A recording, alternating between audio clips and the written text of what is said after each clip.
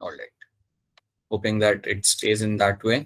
ठीक है, तो मैं आपको स्टोरी बता रहा था आपकी डीटी की यहाँ पे। तो जब उन्हें स्प्रे करते थे वो लोग, तो दिखता था कि यार 9 out of, let's assume out of 1000, 950 of the larva used to die. वो लोग वहां पे सरवाइव नहीं कर पाते थे, बट उनमें से कुछ 50 जितने थे जो बच जाते थे। 50 of them used to survive. अब वो वहां पे सरवाइव इसलिए कर पाते थे because they had some variation, they had some variation which allowed them to adapt to the new changing environment. इनके पास कुछ वेरिएशन था इनके डीएनए के अंदर, जिसकी वजह से ये लोग अडेप्ट कर पाए उस एनवायरमेंट के अंदर, उस डीडीटी वाले एनवायरमेंट के अंदर, और इसलिए ये लोग यहाँ पे सरवाइव कर गए। और जब ये लोग 50 ये लार्वा सरवाइव कर गए, तब हुआ क्या कि इन्होंने रिप्रोड्यूस करना चालू किया। अब जब इन्होंने रिप्रोड्यूस करना चालू किया, तो वही जीन्स उनके ऑफस्प्रिंग में भी आने लगे। In a matter of some time आपका डीटी यूज करना ज्यादा बेनिफिशियल आपके लिए रहा नहीं। एक सर्टेन टाइम तक उसका यूज करने का फायदा आपको मिला, बट एक टाइम के बाद उसका यूज करने से आपके मॉस्किटो का पॉपुलेशन पे कोई फर्क पड़ा नहीं, और बल्कि वो पॉपुलेशन आपको वापस से ग्रो कर गया। सो ये फायदा होता है बेटा वेरिएशन का। तो यहाँ पे वेरिएशन था, इसलिए that mosquito and its population was able to survive, और वो वापस से रिवाइव कर पाई, right. The same thing holds true for human beings as well. The same thing holds true for all the animal species throughout the world. You need to have variation, और वो आपको help करता है adapt करने के लिए, to adapt to the new changing environment. That is something your variation is going to help you in, right? तो याद रखना, इसलिए ये बड़ा ही जरूरी होता है। बिना वेरिएशन के you cannot find population able to adapt with the new environment. क्या ये वाला पार्ट आपको समझ आ रहा है? Are you able to understand the importance of variation in the population? क्या आपको ये समझ आ रहा है? Yes sir. तो ये चीज आपको यहाँ पे याद रखने की, वेरिएशन का इंपॉर्टेंस क्या होता है पॉपुलेशन के अंदर, ठीक है। This is all having because of the crossing over. तो ये हमने यहाँ पे देखा था। नाउ सो यहाँ पे we have just discuss the number of sperms, कैसे आप यहाँ पे बना सकते हो। All those things we have seen कि एक मियोसिस आपके 4 सेल बनते हैं, तो टोटल आप कितने बना सकते हो using the 5 division 4 division. Significance हम यहाँ पे देख चुके हैं। आपको यहाँ पे वेरिएशन मिल रहा है पॉपुलेशन के अंदर, that's one thing, right. Formation of gamete आपके यहाँ पे हो जाता है, ओके। और गैमेट्स जो आपके रहेंगे वो हमेशा आपके रहेंगे यहाँ पे हैप्लॉइड। ये भूलना नहीं है आप लोगों ने, गैमेट्स हमेशा यहाँ पे रहेंगे हैप्लॉइड। और होता क्या है कि इवन तो आपके गैमेट्स हैप्लॉइड है, अल्टीमेटली आप रिस्टोर कर रहे हो डिप्लॉइड कंडीशन। याद रखना, इवन दो आपके गैमेट्स जो यहाँ पे बनते हैं वो आपके हैप्लॉइड होते हैं, बट इन दी एंड आप रिस्टोर कर लेते हो अपनी डिप्लॉइड कंडीशन। इसका मतलब यहाँ पे क्या होता है कि देखो, आपका जो स्पर्म है आपके यहाँ पे वो हैप्लॉइड है, राइट, बना मियोसिस के थ्रू। आपके यहाँ पे एग है वो आपके यहाँ पे हैप्लॉइड है। लेकिन जब यहाँ पे फर्टिलाइजेशन होगा, जब आपके यहाँ पे फ्यूजन होगा, जब आपका यहाँ पे फर्टिलाइजेशन होता है, when you happen to find fertilization happening, so you regain the diploid condition. आप वापस से regain कर लेते हो अपनी diploid condition. So diploid condition is been regained, right? तो ये आपने restore कर लिया, ये आपने वापस से restore कर लिया अपनी diploid condition को. That's your zygote. And now you know it will undergo the mitosis, ताकि वो उसमें से बनेगा अपना embryo, and then आपका बनेगा वो fetus, and then it will become an adult animal. So this is something we have done in the last class, और इतना आपको यहाँ पे मालूम रहना चाहिए. Now let's try to see that what are the things we have to cover in the आज के क्लास के अंदर. Let's quickly have a look at that. ठीक है, so अभी मैं आपको कुछ यहाँ पे पिक्चर दिखेंगी, एंड वहां से ही आपकी यहाँ पे स्टोरी चालू होगी.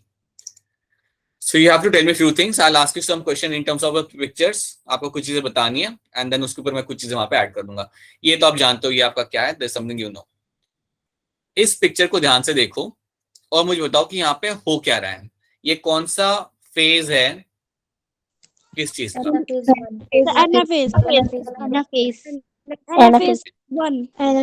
ठीक है, आप लोग कह रहे हो ये एनाफेज है, मैंने मान लिया कि आपका एनाफेज है, ठीक है. आप मुझे बताओ ये एनाफेज किस चीज का है, माइटोसिस का या मियोसिस का है? और मियोसिस का है वो भी आपने कह दिया, मियोसिस 1 या मियोसिस 2?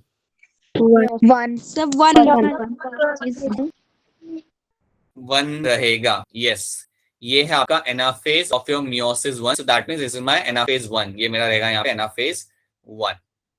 अब एनाफेज 1 आपने इसलिए यहाँ पे बोला क्योंकि आपके यहाँ पे जो पूरा पूरा क्रोमोसोम आपके यहाँ पे it is moving towards the one particular direction. ये आपका it is been moving apart in one particular direction, ये पूरा क्रोमोसोम आपके यहाँ पे जा रहा है, और ये चीज आपको काफी क्लियरली देखने के लिए मिल जाएगी in your anaphase 1. This is something you get to see in your anaphase 1.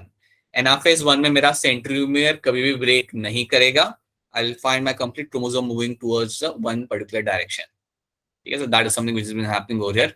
Right, true. आराम से देखो इस पिक्चर को and try to tell me that what is happening in this picture. Sir टेलोफेस ठीक है, आपने आप लोग वीडियो किए है टेलोफेस टीलोफेस. सर टेलोफेस 2 टेलोफेज 1 टेलोफेस 1 1 या 2 बता दो एक बार कंफर्म बता. 1 है जी, बिल्कुल सही है आपका आंसर. यहाँ पे टिलोफेज 1 है. यहाँ पे अब टिलोफेज 1 यहाँ पे इसलिए है क्योंकि आप यहाँ पे देख रहे हो कि देखो टिलोफेज वाली चीजें तो आपको दिख रही है कि आपकी न्यूक्लियर मेम्ब्रेन आपके वापस यहाँ पे आ रही है, राइट. फोरो फॉर्मेशन आपका दिख रहा है, तो आपने बोला कि यार ये टिलोफेज है. 1 आपने इसलिए बोला that you are able to get to see यहाँ पे दैट आपके हमने पूरे के पूरे वहां पे जो क्रोमोसोम आपके ऊपर जा रहते हैं ड्यूरिंग दिस एनाफेज वाले स्टेप के अंदर, वो यहाँ पे पूरे क्रोमोसोम यहाँ पे पहुंच चुके हैं. तो ऊपर भी आपका पूरा क्रोमोसोम यहाँ पे पहुंच चुका है, नीचे भी आपका पूरा क्रोमोसोम का सेट यहाँ पे पहुंच चुका है. सो यस, ये है आपका यहाँ पे टिलोफेज 1. Very good. आप लोगों को अगर ये सब पता चल जाए then it's a good sign. ठीक है, so that is something again याद रखना, this going to be furrow formation जो आपको एनिमल सेल में ही मिलेगा. प्लांट सेल में फोरो आपको नहीं मिलना. क्यों नहीं मिलना प्लांट सेल के अंदर furrow formation? Cell wall cell wall नहीं है आपके पास flexible. Cell wall is not something which is going to be flexible for you, so that's why that won't be happening over there. Right. Okay. Again, यहाँ पे आपको picture यहाँ पे दिख रही है और पिक्चर को आराम से देखिए और बताइए कि यहाँ पे क्या हो रहा है.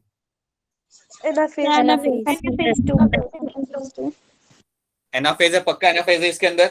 यस सर ठीक है, एनाफेज है 1 या 2. ये है मेरा यहाँ पे anaphase 2. This is something which can be my anaphase 2. देखो ये अब बात सुनो यहाँ पे, ये 1 आपका एनाफेज 2 जो आपका है और एनाफेज जो आपका माइटोसिस का होता है वो दोनों सेम ही लगेगा. ठीक है, याद रखना. एनाफेज 2 माइटोसिस का सॉरी एनाफेज 2 मियोसिस का और एनाफेज आपके माइटोसिस का दोनों सेम लगता है, राइट. तो यस, अगर आप इसको मियोसिस के हिसाब से देखोगे तो ये मेरा रहेगा यहाँ पे एनाफेज 2, जहां पर दोनों जो क्रोमैटिड्स यहाँ पे मेरे दोनों दूर दूर अपने यहाँ पे जाना चालू कर देते हैं. So yes, that is something happening in this particular slide. It is going to be your anaphase 2. ठीक है, आराम से देखो और आराम से बताओ कि यहाँ पे आपको दिख रहा है कि आपके सारे क्रोमोसोम से they are at the metaphase 1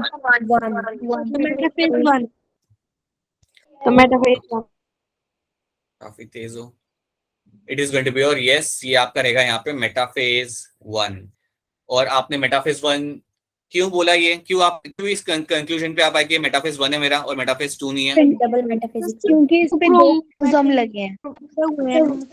right right, पूरी पैर आपके यहाँ पे लगी हुई, बीच में आके खड़ी होगी आपकी पूरी पैर यहाँ पे, इसलिए आपने बोला कि ये है मेरा यहाँ पे मेटाफेज 1, जो बिल्कुल सही है. अच्छा, आप मेटाफेज 1 मेरा यहाँ पे चल रहा है और अगर मैं इसको रोकना चाहता हूँ, मैं चाहता हूँ कि स्पिंडल फाइबर अपना काम ना करे, उन्हें मैं डिस्ट्रॉय करना चाहता हूँ. अगर मैं माइक्रोट्यूब्यूल्स को डिस्ट्रॉय यहाँ पे करना चाहता हूँ तो मैं क्या डालूंगा यहाँ पे?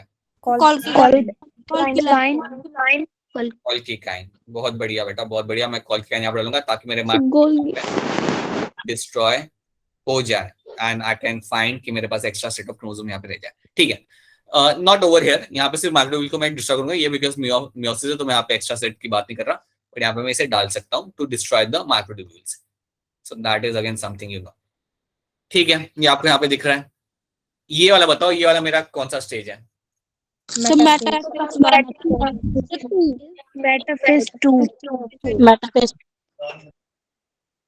ठीक है, ये है आपका मेटाफेज. अब अगर हम इसे मियोसिस के कॉन्टेक्स्ट में देखें तो ये रहेगा मेरा हमेशा मेटाफेज 2, और अगर मैं इसे माइटोसिस के कॉन्टेक्स्ट में देखता हूँ तो ये सिर्फ मेरा मेटाफेज फिर कहला सकता है.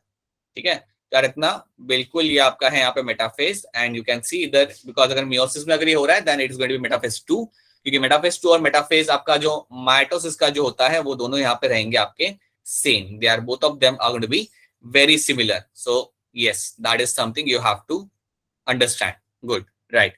तो दोनों में फर्क क्या रखना बेटा, दोनों में फर्क क्या रखना, इनमें आपका सेंट्रोमियर ब्रेक करेगा. मेटाफेज 2 के दौरान आपका जब यहाँ पे पुलिंग अपार्ट होगा तो आपका सेंट्रोमियर यहाँ पे जाएगा. The centromere is going to break. That is again one thing which you all have to remember, right? एक ही चीज बार बार रिपीट इसलिए करता हूँ क्योंकि इसके ऊपर बेस्ड क्वेश्चंस आते हैं इसलिए, ठीक है? You would be like यार एक ही चीज बार बार बता रहे sir, but that is something you have to do because questions will be based on that. हाँ जी बताओ, यहाँ पे आपको क्या लग रहा है, यहाँ पे क्या हो रहा है? Prophase. क्या आप बता रहे हो यहाँ पे प्रोफेस का हो रहा है? ठीक है, तो प्रोफेज ठीक है, राइट. आपका प्रोफेस यहाँ पे true, that's going to be true. Prophase यहाँ पे हम इसे 1 2 में डिवाइड नहीं करें, but yes you can see over here it is prophase. मेरे सेंट्रोल्स यहाँ पे जा रहे हैं, अब उन्होंने अपना काम चालू कर दिया जाना टुवर्ड्स द पोल्स. मेरा chromatin is turning into my chromosome. मेरा न्यूक्लियर मेम्ब्रेन यहाँ पे जाने लगी है. मैं काफी खुश हूंगा अगर आप में से कोई मुझे बताएगा कि न्यूक्लियर मेम्ब्रेन यहाँ पे मेरी जा रही है, लेकिन ये जब जाएगी तो यहाँ से कौन सा प्रोटीन निकल जाएगा? Nuclear lamina. बहुत बढ़िया बेटा, बहुत बढ़िया. You have your nuclear lamina जो हमने किया था इन द लास्ट चैप्टर. ये आपका यहाँ पे होता है डीजेनरेट. ये आपका डीजेनरेट होगा. जैसे ये डीजेनरेट आपका होने लगता है, आपकी मेम्ब्रेन भी जाने लगती है. You start losing the membrane as well, nuclear membrane as well. Very good, nice. So yes, that is something I will be finding happening in my prophase. ठीक है, ये क्या हो रहा है यहाँ पे? Telophase. टेलोफेज. टीलोफेज है यहाँ पे. ठीक है, टीलोफेज. हाँ, अगर मैं इसे मियोसिस के कॉन्टेक्स्ट में देखूं तो कौन सा टीलोफेज लिए लग रहा है? मुझे लग रहा है 1 2 3 कौन सा लग रहा है? हाँ, ये 2 होगा, और ये 2 इसलिए हो रहा है क्योंकि यहाँ पे क्रोमैटिड हम भेज रहे हैं. 1 जो हमारा था बेटा, 1 के अंदर हम पूरा का पूरा क्रोमोसोम भेज रहे थे, ठीक है? यहाँ पे हम क्रोमैटिड को हमने भेजा है रिस्पेक्टिव पोल्स की तरफ, इसलिए ये जो मेरा होता है यहाँ पे, ये हो जाएगा मेरा टेलोफेज 2. अगर मैं इसे मियोसिस के कॉन्टेक्स्ट में देखता हूँ तो, अगर मैं इसको मियोसिस के कॉन्टेक्स्ट में देखूंगा तो ये मेरा होगा यहाँ पे टेलोफेज 2. और फॉर्मेशन यहाँ पे दिख जाएगा, और बाकी चीजें जो होने वाली होती है वो आपके यहाँ पे आपको दिखते हुए, आपको होते हुए आपको दिख जाएंगी. So yes, that is something you are able to understand. ये तो हम जानते हैं कि हमारे यहाँ पे 4 सेल बन रहे हैं between the meiosis 1 and meiosis 2. आप मुझे बताओ कि मियोसिस 1 और मियोसिस 2 के इसमें जो आपका टाइम गैप है उसको हम यहाँ पे क्या बोलते हैं?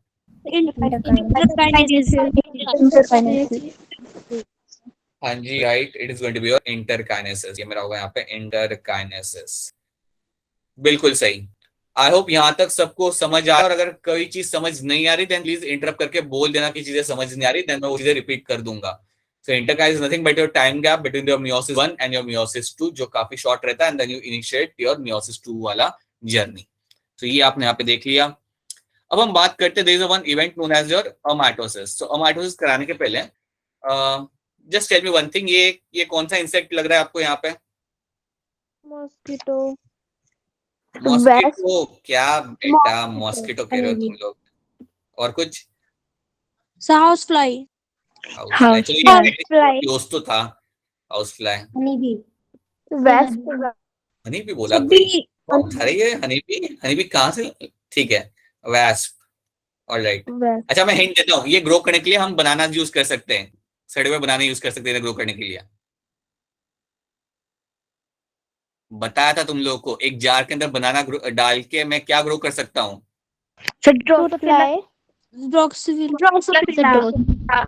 हाँ जी, right, that is going to be Drosophila.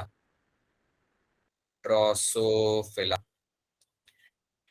अच्छा, बाय द वे, लाइक क्योंकि हम लोग बात कर रहे हैं यहाँ पे इंसेक्टा की, यहाँ पे in your phylum you also have, this is going to be in the phylum arthropoda, और आर्थ्रोपोड के अंदर अगर आपको मालूम हो तो आपके स्कॉर्पियंस भी आते हैं. स्कॉर्पियंस भी आपके आर्थ्रोपोडा के अंदर आते हैं. Now tell me something, do you get to see scorpions nearby you? आपके घर के आसपास आपको स्कॉर्पियंस दिख जाते हैं? I tell you why I'm asking this, because in Kangra, in Palampur, you used to get to see very often. Like काफी easily आपको स्कॉर्पियंस देखने के लिए मिलते हैं वो वाले बेल्ट के अंदर. तो I'm also assuming कि आपके यहाँ पे भी काफी जगह पे आपको मिल जाते होंगे. It's like very common. Like at times आपके सिंक के अंदर से निकल के बाहर आते थे, like किचन के सिंक में से. So that used to be like super common over there. So ठीक है. सो ड्रोसोफिला यहाँ पे आपका बनाया गया, लेकिन ड्रोसोफिला वाली बात हम करेंगे बाद में, 2 मिनट बाद इसकी बात करेंगे. हाँ जी बेटा बोलिए. सर आप फिर से एक्सप्लेन कर दोगे क्या? कि स्कॉर्पियंस सर? आपने जो पढ़ाया सर, आपकी आवाज क्लियर नहीं आ रही थी ना. अच्छा, फर्स्ट ऑफ ऑल क्या बाकी लोगों को मेरी आवाज क्लियर आ रही है? Yes. Yes. Yes. Yes, sir. Sir. ठीक है। अच्छा बेटा, अभी वाले पार्ट में तो मैंने कुछ पढ़ाया नहीं, ये वाले पार्ट में, इस स्लाइड में मैंने कुछ पढ़ाया नहीं। इसके लिए मैं बस बात किया था कि इंटरकाइनेसिस क्या होता है। इंटरकाइनेसिस में वो होता है, it is a time gap between the meiosis 1 and meiosis 2, right. Meiosis 1 खत्म होने के बाद जो आपका टाइम गैप होता है before you start with the meiosis 2, उसे हम बोलते हैं इंटरकाइनेसिस। यहाँ पे हमने कुछ बात नहीं की, यहाँ पे हम सिर्फ हमारे इंसेक्ट को आइडेंटिफाई कर रहे थे, जो हमारा यहाँ पे हमारा ड्रोसोफिला। इसके बाद हम बाद में करते हैं। तो हाँ, बस हमने इतनी ही यहाँ पे बात की थी। अब मैं यहाँ पे बात करता हूँ व्हाट इज माय अमाइटोसिस। अब अमाइटोसिस में क्या होता है ना, मैं इसको पिक्चर बना के आपको दिखा देता हूँ कि समझो आपका ये सेल है, assume that this is a cell you have, right. अगर आपके पास सेल है और उसके अंदर आपका न्यूक्लियस है, यहाँ पे लेट्स अज्यूम यहाँ पे आपका न्यूक्लियस है। सो अमाइटोसिस में क्या होगा, दैट आपका न्यूक्लियर डिवीजन हो जाएगा बिना कोई स्पिंडल फाइबर फॉर्मेशन के, बिना कोई क्रोमोसोमल रेप्लिकेशन के। तो ये जो डिवीजन होता है ये काफी अजीब सा होता है। So it is going to look something like this, किसका जो न्यूक्लियस होगा इसमें ही आपकी वो फरो फॉर्मेशन चालू हो जाएगा। सो न्यूक्लियस के अंदर ही आपका फरो फॉर्मेशन यहाँ पे चालू हो जाता है, right. And in a matter of no time what will happen, that this will turn into, let me show you somewhere over here, this will turn into two nuclei. So now I will have, ये मेरा यहाँ पे ये cell है और इस cell के अंदर मेरे दो न्यूक्लियाई बन जाएंगे, दो न्यूक्लियाई यहाँ पे बन जाएंगे बिना किसी स्पिंडल फाइबर फॉर्मेशन के या बिना किसी आपके क्रोमोसोम डुप्लीकेशन के। तो आपके दो न्यूक्लिया बन गए ऐसे ही। ये कैसे बना है मालूम है, कि समझो आपका एक न्यूक्लिया था, उसके अंदर आपका पिंचिंग चालू हो जाता है, लाइक उसके अंदर आपका फोरो फॉर्मेशन आपके यहाँ पे चालू हो जाएगा, and in a matter of no time you will have a two nuclei. और इसी के साथ क्या होगा, आपका यहाँ पे जो सेल होगा उसमें भी फोरो बनना यहाँ पे चालू हो जाएगा। नाउ यू विल फाइंड कि सेल में भी यहाँ पे फोरो बनना यहाँ पे चालू हो जाएगा, सेल में भी यहाँ पे फोरो बनना यहाँ पे चालू हो जाएगा, and in a matter of no time you will find two new cells will be formed. कुछ ही टाइम में आपके यहाँ पे दो सेल आपके दिख जाते हैं। अब ये जो आपका डिवीजन इस तरीके से हुआ ना, इसका कोई ज्यादा सिग्निफिकेंस है नहीं। यहाँ पे प्रॉब्लम ये आती है ऐसे डिवीजन की, that you are get to see कि आपके दो सेल तो यहाँ पे बन गए, बट आपके दोनों सेल के अंदर इक्वल अमाउंट में क्रोमोसोम नहीं होंगे, इक्वल अमाउंट में यहाँ पे आपका डीएनए नहीं होगा, right. This is all happening very rapidly and this is all happening without any like selective advantage. देखो यहाँ पे हुआ क्या, आपका यहाँ पे सेल था, सेल के अंदर आपने देखा कि आपका न्यूक्लियर डिवीजन वैसे ही हो गया, मतलब न्यूक्लियस के अंदर ही आपका यहाँ पे फोरो फॉर्मेशन दिख जाता है, आपको पिंचिंग दिख जाती है, और न्यूक्लियर मटेरियल आपका वैसे ही डिवाइड कर जाता है। ना ही स्पिंडल फाइबर यहाँ पे बन रहा है, ना ही क्रोमोसोमल डुप्लीकेशन यहाँ पे हो रहा है, राइट।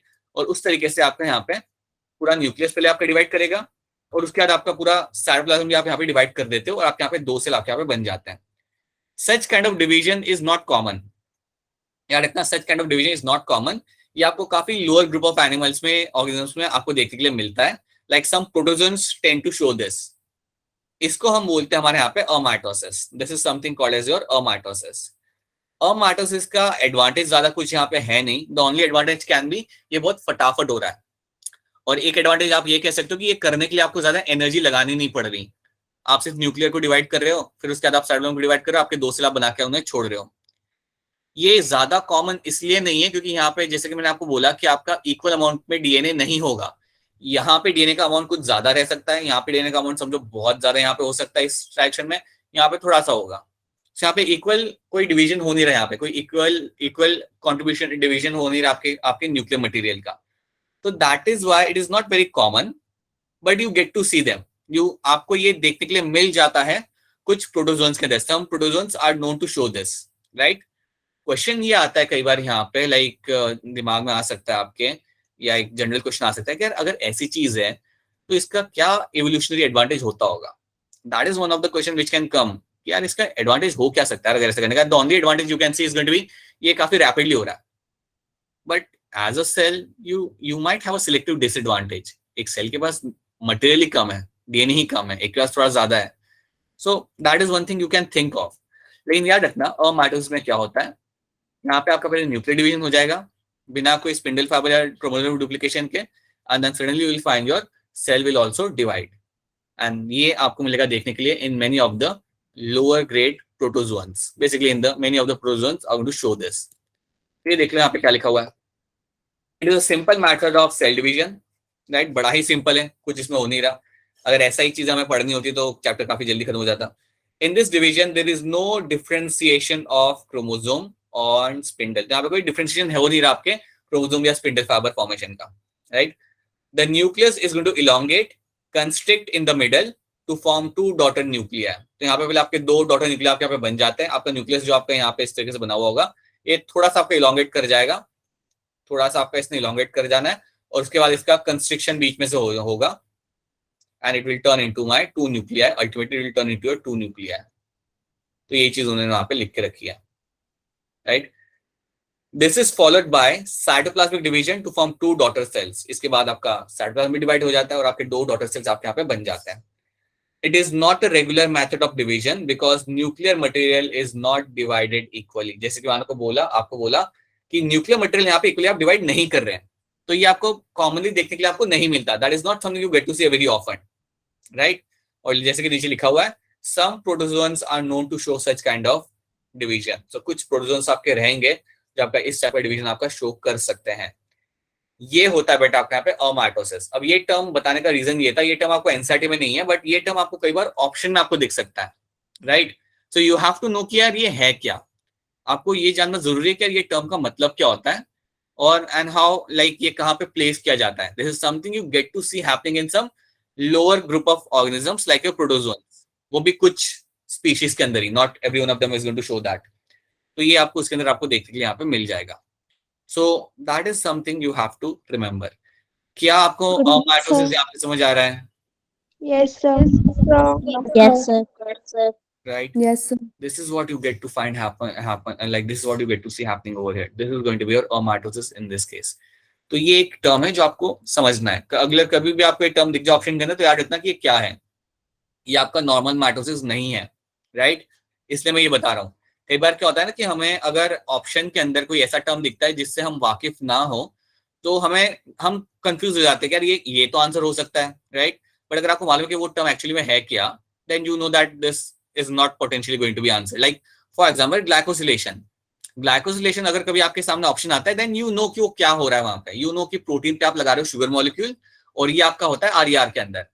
अब उस चीज को आप किसी और के साथ रिलेट नहीं करोगे, आप नहीं बोलोगे कि अच्छा it might be a part of glycolysis something like that, वो आपको बता रहेगा वहां पे। So that's why we have to know those terms which might not be explained in detail in the NCERT, but you have to know them because they can become a potential option or they might become a potential part of a statement that can also happen. So that's why.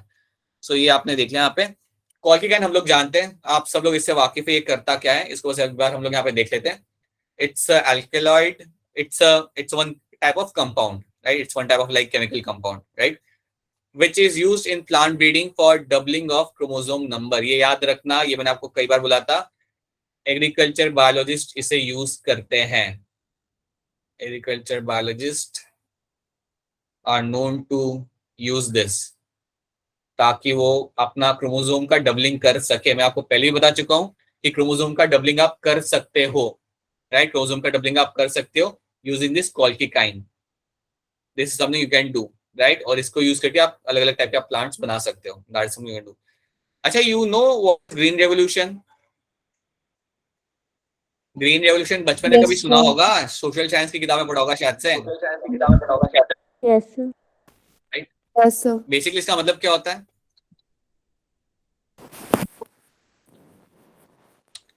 What can be the potential idea? 1960 से 1970 के बीच increase करने के लिए green revolution लाया गया था। Right, true. So basically उस दौरान आपके हिसाब से आपका in the field of agriculture, right, there was a massive growth of crop production was done, right. In the field of agriculture a huge amount में आपका क्रॉप का प्रोडक्शन किया गया था during the green revolution and that is something it is been known for. So basically growing of crops, growing of different kind of crops in the field of agriculture is a green revolution. ये लाया गया था by your sorry this is something मैं चाहूंगा कि आप ये नाम याद रखें। It's my Norman Borlaug. Norman Borlaug was a father of green revolution. अब मैं ये नाम इसलिए नहीं चाहता कि आप लोग याद रखें क्योंकि ये एग्जाम का पार्ट बन सकता है। Yes, it can become a part of your exam, right, in your NEET. But इसके अलावा this he was the person जिन्होंने in the field of agriculture के अंदर बहुत टाइम स्पेंड किया था रिसर्च के अंदर, like he actually spend like 2 decades working in Africa. Like इनके वजह से आप वैसे क्रॉप्स ग्रो कर पाए, बना पाए, जो उन एरियाज में ग्रो कर सकते हैं जहां पे पानी की कमी होती है। That is something he did. So he actually spend like 10 years 20 years in some of those areas जहां पे हार्श कंडीशंस थी, पानी की इतना इरिगेशन फैसिलिटीज नहीं थी, and he was able to develop crops over there which were able to grow with the less amount of water. कहा जाता है that he was the reason like 1/3 of the population of the earth was able to feed itself। ये वो person थे जिनकी वजह से like 1/3 population अर्थ का अपने आप को लाइक फीड कर पा रहा था। Like so that's why I want you all to remember this name, Norman Borlaug. In case कभी अगर आपको मौका मिलता है इनके बारे में पढ़ने का, is like he is actually in a real way I would say he was a superhero, right? That's what you get to see from the superhero. They save the people. So he was actually in real terms I would say that he was a superhero because इनके काम की वजह से आज के date में आप उस एरिया में क्रॉप ग्रो कर पा रहे थे जहां पे आप क्रॉप नहीं ग्रो कर सकते थे, and people were able to get the benefit out of it. So that's why he's known as a father of green revolution. That's what you get to learn. He is the father of green revolution. That's it. But the kind of work he did, it's something you might have to like read about that to know him, which is something beyond words. ठीक है। So यहाँ पे हम लोग बात कर रहे हैं कॉल्किकाइन की, एंड बालू इसे यूज करते हैं। ये प्लांट का नाम है आपका colchicum autumnale, that is the name of the plant, जिसमें से आपका ये सब्सटेंस आप निकालते हो, राइट। Autumn crocus is a common name of the plant, right. So ये बस आप like as a information you can know this. It does not allow formation of spindle fiber because it prevents the assembly of microtubules. ये हम जानते हैं कि यार ये स्पिंडल फाइबर आपका बनने देता नहीं है, माइक्रोट्यूब्यूल्स को ये असेंबल होने नहीं देगा, राइट। इसको इवन कहा जाता है as a mitotic poison. That is something you call it as a mitotic poison भी इसको कहते हो, विच मेक सेंस क्योंकि आपका ये माइटोसिस को बीच में ही रोक रहा है and it is not allowing anything further to happen. But याद रखना इसका एक सिलेक्टिव एडवांटेज ये होता है कि इसको यूज करके हम क्रोमोसोम का नंबर बढ़ा सकते हैं, जो मैं ऑलरेडी आपको 2 बार कम से कम बता चुका हूँ कि ये कैसे हुआ करा जाता है, right. So that is something which will be happening over here, और उसका you know you have a advantage for that for the agriculture biologist, ठीक है। सो अच्छा, बाय द वे मैंने आपको बताया था कि आपका एक प्लांट होता है जो आप खाते हो जिसका होता है 6N होता है उसका जीनोटाइप, या उसकी जो पॉलीप्लॉइड होती है वो होती है 6N। तो कौन सा प्लांट था जिसके आपको 6 सेट ऑफ क्रोमोसोम मिलता है? yes, वो था आपका वीट। वीट जो आपका होता है इसमें आपको मिलेगा like 6N is going to be the number of like chromosomes you'll be getting over there, so it's going to be 6N। चलिए अच्छा है, याद रखेंगे आप लोग ये, ठीक है। So this is something you have to know. अब यहाँ पे ड्रोसोफिला की बात हमने यहाँ पे इसलिए की थी बिकॉज ड्रोसोफिला की जब हम बात करते हैं तो कौन सा क्रोमोसोम आपके सामने आता है? Sir polytene. इसको याद आ रहा है? We have done this polytene chromosome. एक बच्चे ने आंसर किया पॉलिटीन क्रोमोसोम। सबको याद आ रहा है, नहीं आ रहा? Yes sir. ये कहाँ मिलता था? सर लार्वा में कहाँ पे? स्लाइवरी ग्लैंड्स में। बिल्कुल सही, स्लाइवरी ग्लैंड के अंदर। इसका नाम क्या था?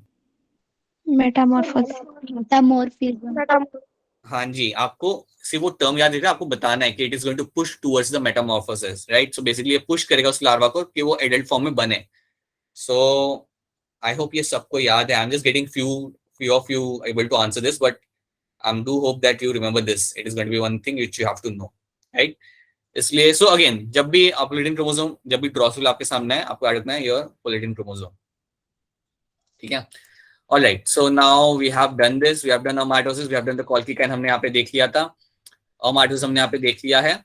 Now I just have to tell you couple of things, जैसे कि अगर हम बात करते हैं so human cells are going to be deployed, ये आप सब लोग जानते हो, and how this is going to work out as something you know कि डिप्लॉयड सेल्स कैसे आप डिवाइड करते हो, all those things you know, right. अगर मैं बात करता हूँ ट्रिप्लॉइड सेल्स की, if I talk about triploid cells, तो मैं बताना चाहता हूँ कि यहाँ पे दिक्कत क्या आती है। ट्रिप्लॉइड सेल्स की अगर हम बात करते हैं तो ड्यूरिंग मियोसिस ना थोड़ी प्रॉब्लम आती है इन प्लांट। अगर कोई प्लांट है, अज्यूम कर लो कि आपके पास कोई प्लांट है, और इसके ऊपर बेस्ड क्वेश्चन आ चुका है इसलिए मैं आपको बता रहा हूँ। अगर आपके पास कोई प्लांट है जो आपका ट्रिप्लॉइड है, तो इसके पास क्या होगा, समझो ये क्रोमोसोम नंबर 1 है, राइट। उसकी एक और कॉपी होगी यहाँ पे, और उसकी एक और कॉपी मैं यहाँ पे बना देता हूँ। तो 3 कॉपी आपकी यहाँ पे है। सो जब ये डिसाइड करते कि यार इनको करना है, इन सेल्स को डिसाइड करके इनको मियोसिस करना है, तो यहाँ पे क्या होगा कि ये अपना कॉपी यहाँ पे बना लेंगे, right. That is something which will happen initially, ये तो आपका इंटरफेस में हो जाएगा, राइट।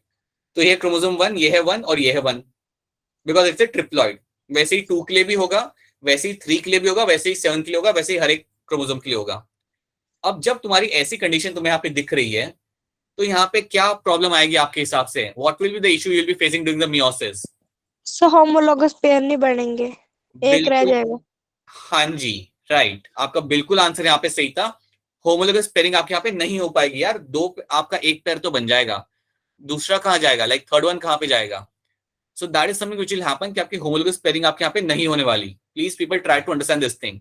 जब आप ट्रिप्लॉइड प्लांट आप यहाँ पे देखते हो, when you get to see a triploid plant, याद रखना है आपको कि यहाँ पे आपकी होमोलोगस पेयरिंग आपकी नहीं हो पाती during meiosis. Your homologous pairing is not taking place. Sir एक और बार एक्सप्लेन करना। हाँ जी, मैं बता देता हूँ एक बार फिर आपको यहाँ पे, ठीक है। एक काम करता हूँ, मैं नया पेज यहाँ पे यूज करता हूँ, ठीक है। अब देखो जनरली आपका क्या होता है बेटा, यहाँ पे जनरली आप यहाँ पे आपको क्या देखने के लिए मिलता है कि अगर हम बात करें डिप्लॉइड सेल की, अगर मैं डिप्लॉइड सेल की बात करता हूँ, तो समझो आपके पास है क्रोमोसोम नंबर 4, तो उसकी आपको एक और कॉपी मिलेगी, राइट। आपको उसकी एक और कॉपी मिलती है। हम सबके अंदर हम सब डिप्लॉइड है, तो हमें एक और उसकी कॉपी मिल जाएगी, राइट। अब इसको आप ड्यूरिंग होमोलोगस पेयरिंग के अंदर आप इसे पेयर करा सकते हो, मतलब 4 के साथ जाके पेयर कर लेगा और बाद में इक्वली आप इसे डिवाइड कर दोगे, ठीक है। लेकिन जब हम बात करते हैं ट्रिप्लॉइड प्लांट की, अगर कोई प्लांट है मेरा यहाँ पे जो ट्रिप्लॉइड है, इसमें 3 सेट्स हैं, अगर 3 सेट हैं क्रोमोसोम के, तो आप इसे इक्वली कैसे डिवाइड कर पाओगे? ये समझो आपका है 4, राइट। ये पेयरिंग कर लेगा, एक के साथ ये पेयरिंग कर भी लेगा, चलो एक के साथ ये इसने पेयरिंग कर ली, लेकिन एक तो रह जाएगा ना यहाँ पे, एक तो रह ही जाएगा, उसकी तो कोई होमोलोगस पेयरिंग हो ही नहीं पाएगी। पता चल जाए। So during meiosis you will have this concern कि आपका इसका होमोलोगस पेयर तो आपको बन ही नहीं पाएगा। पता चला? ये आपको समझ आया? ये वाला पार्ट क्या सबको यहाँ पे समझ आ रहा है? Is this part clear to all of you? Right. तो ये आपका यहाँ पे हो रहा है। अब यहाँ पे दिक्कत क्या है कि यार आपकी अगर होमोलोगस पेयरिंग आपके यहाँ पे हो नहीं रही, तो इक्वल डिस्ट्रीब्यूशन की तो बात ही नहीं आती। फिर अगर पेयरिंग होमोलोगस यहाँ पे हो नहीं रही, तो आपका इक्वल डिस्ट्रीब्यूशन हो नहीं पाएगा, और इस वजह से यहाँ पे आपका गैमेट फॉर्मेशन हो नहीं पाता। ट्रिप्लॉइड प्लांट्स के अंदर आपके गैमेट फॉर्मेशन, मैं आपको इसमें शॉर्ट में बता रहा हूँ डायरेक्टली जंप करके, कि यहाँ पे गैमेट फॉर्मेशन आपके यहाँ पे हो नहीं पाता। Gamete formation is not happening, क्योंकि अगर आपके गैमेट यहाँ पे बनेंगे भी ना, तो गैमेट जो आपके बनेंगे वो काफी अनइक्वल होंगे, एक के पास ज्यादा क्रोमोसोम होंगे, एक के पास कम होंगे। तो ये दिक्कत आती है यहाँ पे। तो इसलिए होता क्या है, देखो अगर ये दिक्कत आ रही है, अब आप लोग सोच के मुझे बताओ, एक प्लांट है वो ट्रिप्लॉइड प्लांट है, अगर उसके अंदर ये कंडीशन है ट्रिप्लॉइड, अगर वो प्लांट है, तो हमेशा उसका मियोसिस के दौरान गड़बड़ होगी, मतलब मियोसिस उसका सक्सेसफुल कभी हो नहीं पाएगा। उसका मियोसिस कभी भी सक्सेसफुल होके उसको सही तरीके से इक्वल क्रोमोसोम नंबर वाले गैमेट्स उसके बन नहीं पाएंगे। तो ऐसा प्लांट अगर रिप्रोड्यूस करना चाहता है तो वो क्या करेगा? माइटोसिस। आप पूरे तरीके से सही नहीं हो, लेकिन आपका आइडिया ठीक है, लेकिन और क्या कह सकते हो आप, और क्या टर्म यूज कर सकते हो? Asexual reproduction. Right. The plant will undertake a sexual mode of reproduction. Such plant do depend on the asexual mode of reproduction. Right? इसके थ्रू वो रिप्रोड्यूस कर सकते हैं. That is the one thing they will be able to do. That is how they will be able to increase the number. लेकिन ये बता दो कि अगर असेक्सुअल मोड से अगर रिप्रोड्यूस कर रहा है ऐसा प्लांट, तो डिसएडवांटेज यहाँ पे क्या हो सकता है? सब वेरिएशंस नहीं होंगी. बिल्कुल सही बोला आपने, वेरिएशन यहाँ पे आपको नहीं मिलेगा, वेरिएशन आपका भी मिलेगा नहीं. So that is going to be one of the that is going to be one of the disadvantage the plant is always going to face. ये एक डिसएडवांटेज उसको वहां पे रहेगा. True, that is something which will be happening over there. But याद रखना, ये plants को ये करना पड़ता है. They need to have this option of undertaking the asexual mode of reproduction, because they are not able to form viable gametes. वो viable gametes बना नहीं पाते हैं. ठीक है. एक और चीज यहाँ पे याद रखना कि आपके जो कमर्शियल प्लांट्स होते हैं ना, कई सारे आप कमर्शियल प्लांट्स होते हैं, जो कमर्शियल मतलब जो आप कंज्यूम करते हो एज अ फ्रूट और as your vegetable, as a vegetable और फ्रूट आप कंज्यूम करते हो. Many of them have this condition कि वो यादर वो ट्रिप्लॉइड होते हैं या कोई उनका अलग ही नंबर होता है। तो ये सारे जो प्लांट्स होते हैं ना, they are able to reproduce via asexual mode of reproduction, और इसलिए वो ग्रो कर पाते हैं, राइट? वो ग्रो कर पाते हैं, फटाफट ग्रो कर पाते हैं, और उनको आप कंज्यूम कर पाते हो, लाइक उनको आप यूज कर पाते हो। So many of the plants which you see in the market might be undertaking the asexual mode of reproduction because they have extra sets of chromosome जो उनका अनइक्वल उनका कर देते हैं, जो उनको अलाउ नहीं करते कि वो मियोसिस के दौरान अपना होमोलोगस पेयरिंग कर पाए सही तरीके से। So that is something should be there back in the mind। जब आप इसे पढ़ोगे अगले अपकमिंग मंथ्स के अंदर, जब आप इसे पढ़ोगे सेपरेटली इन टॉपिक्स को, तब आपको पता चलना चाहिए कि यार क्या दिक्कत आती है। ठीक है, अब एक चीज मैं आपको बताना चाहूंगा यहाँ पे before starting with some of the questions, कि जब भी आप यहाँ पे टर्म यूज करते हो ना, लाइक ट्रिप्लॉइड आप यहाँ पे टर्म यूज कर रहे हो, या आप टर्म यूज कर रहे हो, अगर आप टर्म यूज कर रहे हो समथिंग लाइक 4n और 6n, so let me show you here. अगर मैं यहाँ पे टर्म यूज करता हूँ 4n 5n 6n, अगर मैं कोई भी टर्म यूज करता हूँ यार इतना, you can use a single term for them, that is my polyploidy। polyploidy ये टर्म आपको यहाँ पे याद रखना है। ये टर्म का मतलब यहाँ पे ये है, when you have chromosome number more than 2n, when you have chromosome number more than 2n, अगर 2n से ज्यादा अगर आपको क्रोमोसोम नंबर आपको दिख रहा है, अगर मैं आपको 4 सेल आपके हाथ में देता हूँ और उन सेल्स को देख के अगर आप बोलते हो मुझे कि सर इसमें तो 5-5 सेट ऑफ क्रोमोसोम मुझे दिख रहे हैं यहाँ पे, then you will know that this is the example of my polyploidy। So polyploidy means when you have more than 2 sets of chromosomes, or when you have more than diploidy condition। So more than diploidy condition can be called as your polyploidy। So 3n 4n 5n इन सबको हम एक category, एक single term इसके लिए use कर सकते हैं। polyploidy यहाँ पे आपको दिख रही है। क्या आपको polyploidy यहाँ पे सबको क्लियर है? Is polyploidy clear to all of you? Yes, sir. Yes, sir. और जिनको क्लियर नहीं है वो भी बता सकता है मुझे कि सर एक बार फिर बता दो, तो मैं बता दूंगा, कोई दिक्कत वाली बात है नहीं। ठीक है, तो we can quickly see the significance of meiosis over. ये कुछ स्टेटमेंट जो मैंने यहाँ पे निकाल के रखी हुई है, ये मैंने एनसीईआरटी से निकाल के रखी है, बस आपको ये बताने के लिए। So meiosis is the mechanism by which conservation of specific chromosome number of each species is achieved across generation in sexually reproducing organism, even though the process per se paradoxically results in reduction in chromosome, even though ये जो process है आपका ये lead करता है in reduction of chromosome, क्योंकि आपके gametes आपके हैप्लॉइड बन रहे होते हैं, यहाँ पे आपका रिडक्शन हो रहा होता है क्रोमोसोम का, right? By the half it also increase the, हाँ, तो उन्होंने बोला कि यहाँ पे आपका क्रोमोसोम आपका यहाँ पे डिक्रीज हो रहा है, ठीक है, बट वो आप बाद में आप रिस्टोर कर लेते हो। सो अगर आपके यहाँ पे स्पर्म है यहाँ पे, और अगर आपके यहाँ पे एग है, प्लस अगर आपके यहाँ पे हैप्लॉइड एग है आपका यहाँ पे, देन अल्टीमेटली क्या होगा, यहाँ पे फ्यूजन होगा and you will be able to restore back the zygote. तो इवन तो आपका नंबर यहाँ पे रिड्यूस होता है initially, you are able to conserve the specific chromosome number. ये इन्होंने मेंशन किया हुआ है that this is a mechanism which actually helps to conserve the specific chromosome number, even though starting में वो रिड्यूस करेगा। इनिशियली तो आपका म्यूजिक आपको गैमेट से मिल रहा है हैप्लॉइड, बट बाद में after fusion you get to have a diploid zygote, तो आप कंजर्व कर लेते हो। That's one thing. ये एक स्टेटमेंट यहाँ पे दी हुई है, और दूसरी आपकी यहाँ पे है, ये आपको जेनेटिक वेरिएबिलिटी आपको देता है, वेरिएशन मिल रहा है आपको यहाँ पे। वेरिएशन आपका बड़ा इंपॉर्टेंट है इवोल्यूशन के लिए। देखो ये लिखा हुआ है, variation is very important for the process of your evolution, that is going to be very important for the process of evolution. और मैंने इसका एग्जांपल आपको स्टार्टिंग में ही दिया था, एग्जांपल ऑफ योर डीडीटी वाला story.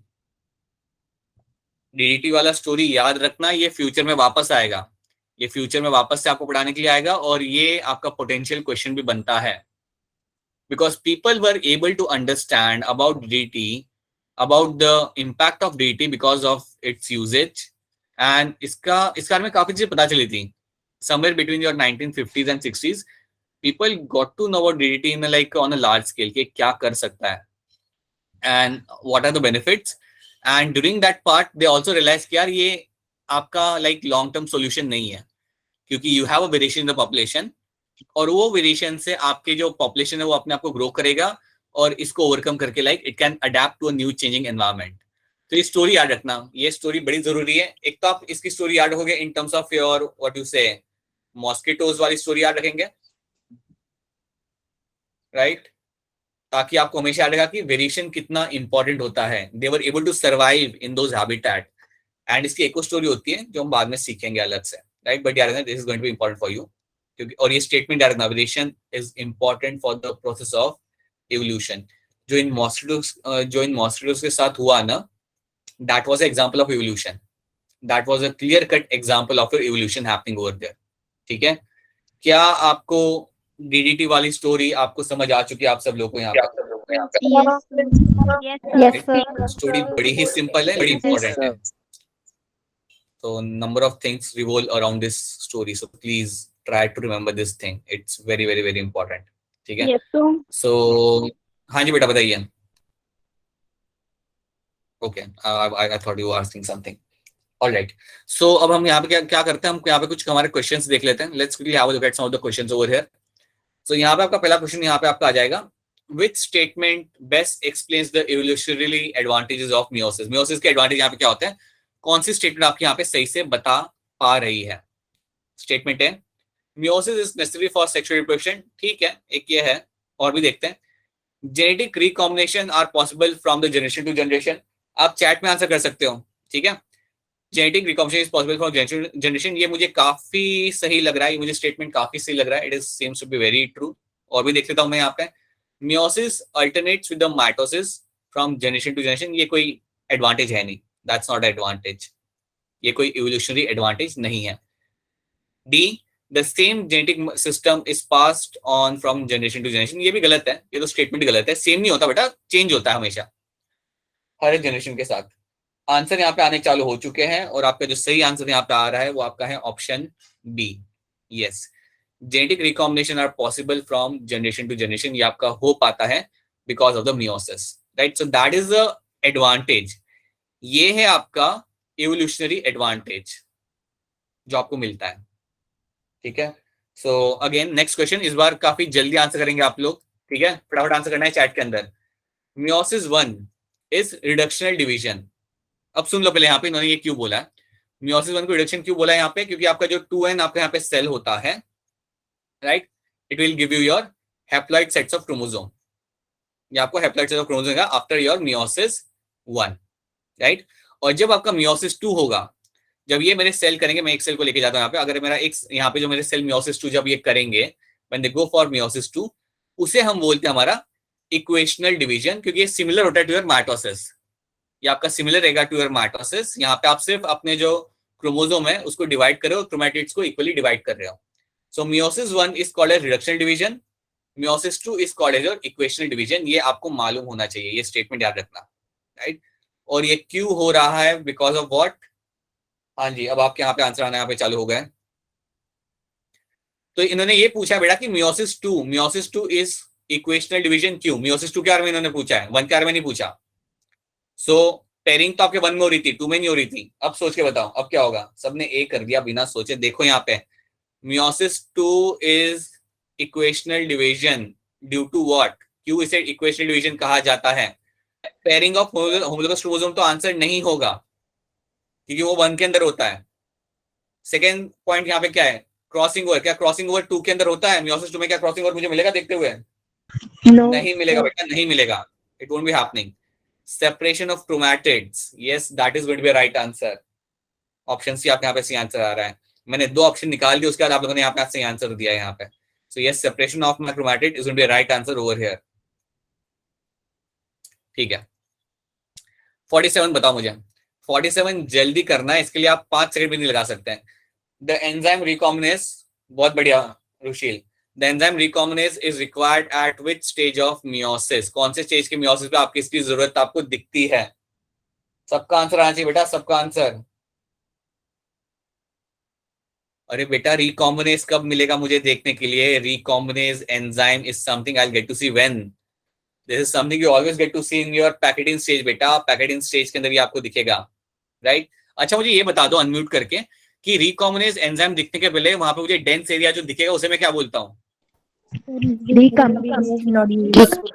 Nodule, right. Recombination nodule मुझे पहले दिखेगा and then I know that उसके अंदर मेरा यहाँ पे एंजाइम है, ठीक है, right, that will be your recombinase over here, true, ठीक है। 44 फटाफट करेंगे 44 and then we can wrap this up. In meiosis crossing over is initiated at which stage? अब तो ये सब तो ऐसा है ना कि मैंने आपको रात को उठा के मैंने ये सब पूछना है ना आपसे 2 बजे भी कि बेटा बताओ इसका आंसर क्या है, तब भी आपने आंसर करके सो जाना है. It is going to be pachytene. It is going to be pachytene. Crossing over आपका यहाँ पे हो रहा है पैकेटीन के अंदर. ये सब see the question are getting repeated and the terms is are getting repeated because they are important, और इसके ऊपर बेस्ड क्वेश्चन आते हैं और ये आपको like it should be at the tip of your tongue. Let's do one more question and then we can wrap this up. 45. Arrange the following events. Arrange the following events of meiosis in a correct sequence. यहाँ पे event देके रखे हुए हैं, आराम से देख लो और फिर से आंसर करना. पहला इवेंट है आपका क्रॉसिंग ओवर, दूसरा है आपका सैनेप्सिस, तीसरा है आपका टर्मिनलाइजेशन ऑफ चायसमेटा, और थर्ड आपके यहाँ पे डिसअपीयरेंस ऑफ योर न्यूक्लियोलस. तो मैं देख सकता हूँ 1 2 3 4 के अंदर. ओके, आप लोगों ने आंसर करना चालू कर दिया. वेरी गुड, चलो बढ़िया है, बहुत बढ़िया. 1 2 3 4 के अंदर मुझे सबसे पहले दिख रहा है यहाँ पे कि सबसे पहले जो मेरे यहाँ पे चीज होती है वो होता है मेरा सैनेप्सिस. ये कौन से स्टेज पे होता है? ज़ाइगोटीन. हाँ जी, बताना है सबने. इट इज ज़ाइगोटीन स्टेज होता है. ठीक है, आपने बोला ये 2 आपका पहले आएगा. फिर होता है आपका क्रॉसिंग ओवर. ये आपका कौन सा स्टेज होगा? पैकेटीन. जोर से बोलो. Pachytene. It is going to be happening in my pachytene. Right. उसके बाद आपका आता है यहाँ, इन दोनों को अगर आप देखोगे तो फिर आपका आएगा पहले टर्मिनलाइजेशन. आपका पहले आता है. That is something happening in which stage?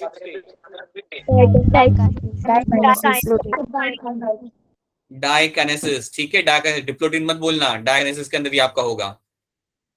और फिर आपका आएगा यहाँ पे option 4, that is going to be a disappearance of your nucleus. ये आपका बेसिकली आता है. It is also happening in the diakinesis only, but ये बाद में होगा. Right, that will be happening after this. So बिल्कुल सही है बेटा. अगर आपने ऑप्शन डी यहाँ पे सिलेक्ट किया है देन आपके 4 मार्क यहाँ पे पक्के हैं और आपके यहाँ पे सी आंसर ये हो जाता है. So yes, this is the kind of question they can ask you. Right. So now what will just wrap this up and I will be sharing with you one of the assignment. आपके देख assignment में अभी share करूंगा, अभी के भी share करूंगा. अपना टाइम निकालिए अपना और उस असाइनमेंट को